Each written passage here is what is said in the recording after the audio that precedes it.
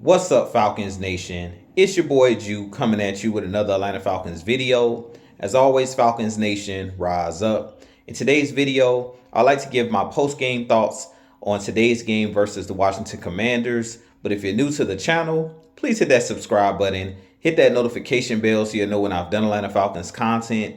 Hit that like button for your boy. I do appreciate each and every one of you guys for your continued support, continuing to share out my content on all the social media platforms. If you'd like to follow your boy on Twitter and Instagram, you can follow me at JewTalkSports. If you'd like to donate to my channel, you can donate to my Cash App, which is the $JewTalkSports. And if you'd like to be a part of my Jew Talk Sports membership, you can hit that join tab here on the channel as well. But with that being said, let's jump right into the video. So as I mentioned in today's video, I do want to give my post-game thoughts on today's loss against the Washington Commanders. We did lose today's game by a score of 24-16. And there's a couple things that I want to hit on in this video. So first off, I do believe that this Atlanta Falcons team had opportunities to win this game. But the biggest issue in today's game was the turnovers. We turned the ball over 3 times. 3 interceptions given up by our Atlanta Falcons in today's game. Desmond Ridder, 2 of the interceptions were not on him. Bijan Robinson allowed the linebacker on a slant pattern to cross his face and come up with an interception on a slant route, which really should never happen in that instance. He has to be better, and we know that Bijan Robinson is a rookie running back in this league. So he'll get better as time goes on. But Desmond Ridder did have a bad interception late in the game in the red zone where he basically was scrambling out. He was under pressure, and it was like 3rd or 4th down. He should have threw the ball out of bounds in the back of the end zone and basically got the field goal in that situation because our defense was playing really well late in the game. So I definitely think in this game the difference were the turnovers, the 3 interceptions that Desmond Ridder threw. And they were rookie mistakes. As I keep telling you guys, Desmond Ridder are going to have up and down games. I do still believe that Desmond Ridder has a chance to be a really good quarterback in the NFL. But as I mentioned, we have to wait and see. In today's game, last week he bounced back and had a really good game. He did still pass over 300 yards in this game and still had some plays, especially early on in the game where he was getting the ball out early. Did a good job of hitting Kyle Pitts for a touchdown early in the game. Did a good job of getting the ball to his weapons. Drake London had over 100 yards receiving today as well. Made some clutch catches down the sideline and made some big catches even in between the numbers. He played really well today, and it seems like Desmond Ridder is starting to get on the same page with these wide receivers. Today we had an opportunity to hit Van Jefferson on a deep pattern. We did make a trade this week for Van Jefferson, and I mentioned he's one of those guys that can take the top off the defense, and Desmond Ridder just overthrew him by a little bit. But I believe as the season goes on, those guys will get on the same page. And as I mentioned, there were opportunities in this game to make plays, but the biggest thing that Desmond Ridder has to realize in the NFL is you can't turn the ball over. When you turn the ball over, usually you're going to lose games, and I mentioned that in my 3 keys to victory, that we couldn't afford to turn the ball over like we did last week against the Houston Texans, where they had 2 takeaways to our 0 in this game. Even though the defense played well and held them to only 24 points and came up with some key stops in the 4th quarter as far as 3-and-outs and things of that nature for our defense, we didn't get any turnovers. I believe it was 3 turnovers to 0.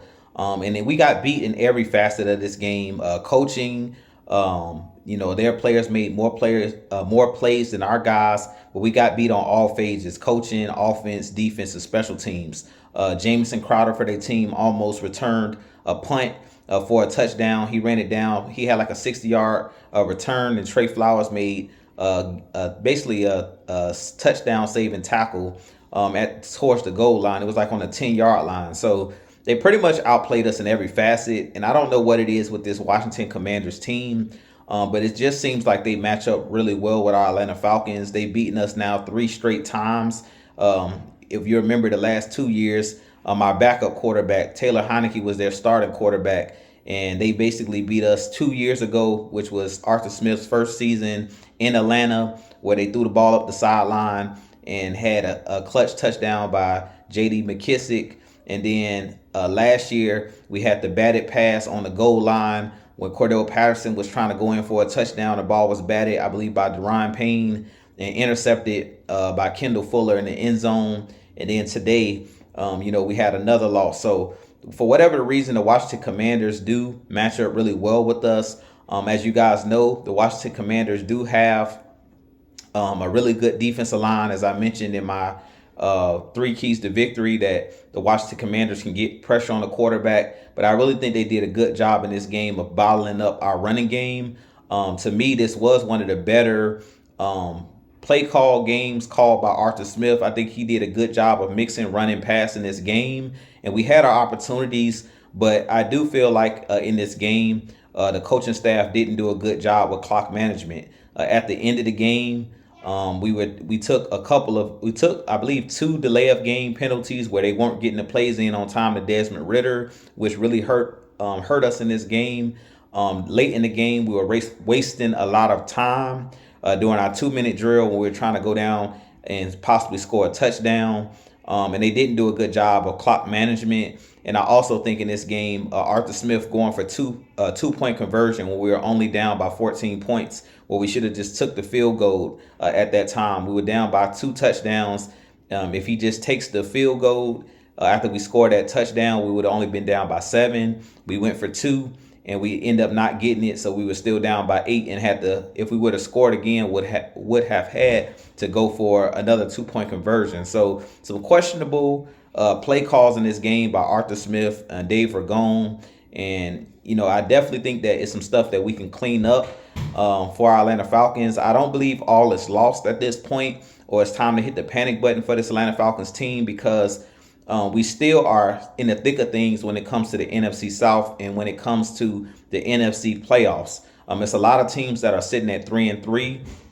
The Buccaneers are playing right now against the Detroit Lions, and they're losing to the Detroit Lions. So they could fall to 3-2. And with us having a game against the Buccaneers next week, this could really be a key time for a key game for our Atlanta Falcons moving forward next week. It could be a game planned for first place in the division, because as you guys know, we are 1-0 in our division. But also the Saints did lose today to the Houston Texans, so they're now sitting at 3-3 as well. And then the Carolina Panthers, I believe they're 0-6 on the season. So we're still right there in the thick of things as far as possibly winning the division. So like I said, it's not time to hit the panic button.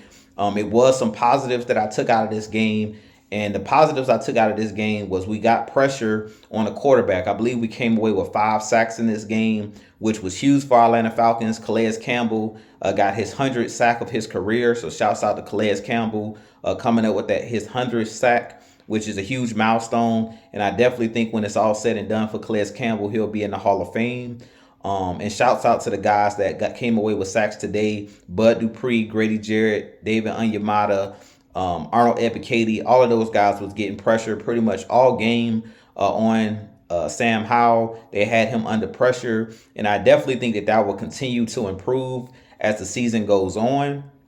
Another positive that I took out of the game, as I mentioned, as early in the game, we did a good job of moving the ball between the 20s.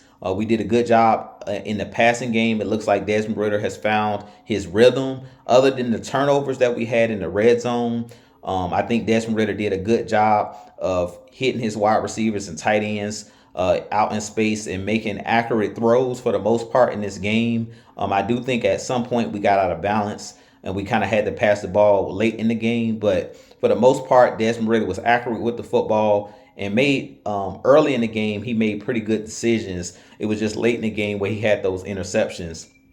And another positive thing that I can take from this game is it just looks like at this point, like I said, we're still right in the thick of things when it comes to the NFC South. The NFC South right now, it looks like all of the teams in our division are playing really well on the defensive side of the ball. But just watching some of this Buccaneers game, watching the Saints early this season, it seems like all of the offenses, for whatever reason, in our division this year are struggling. And it's mainly been a defensive battle when it comes down to the teams in the NFC South. So right now, I really believe out of all of the teams in the NFC South, we're playing outside of the Buccaneers. I really feel like we may be playing the best football on both sides of the ball. But We will see this week with the Tampa Bay Buccaneers coming up. This will be a away game for our Atlanta Falcons. We have to go down to Tampa next week. And I really think that this could be a game for first place in the division. If we win this game next Sunday, we'll be sitting at 2-0 in the division because, we started the season off with the Panthers and we're 1-0 so far in our division. So this is a huge division rival game coming up next week. But like I said, it's not time to hit the panic button. I still believe in this Atlanta Falcons team and this Atlanta Falcons roster, but we do have some things that we can clean up as far as coaching wise. As I mentioned, Desmond Ridder, he's going to have up and down games, but I still believe in the kid. I do think that he has the talent and the skill set to get the job done as far as winning this division and possibly getting to the playoffs. And I still believe in this Falcons team as a whole. Even though we're a young team, we still have veteran leaders on this team like Calais Campbell, Grady Jarrett, Jesse Bates, guys who've done it at the highest level. So I definitely think that there's still a chance for this Atlanta Falcons team to still have a successful season as we're sitting at 500 at 3-3. But with that being said, you guys give me your thoughts on today's loss against the Tampa Bay Buccaneers. What were your takes from the game? But with that being said, this has been your boy Jew. I have a lot more content coming for you guys. But as always, Falcons Nation, rise up, be blessed, peace.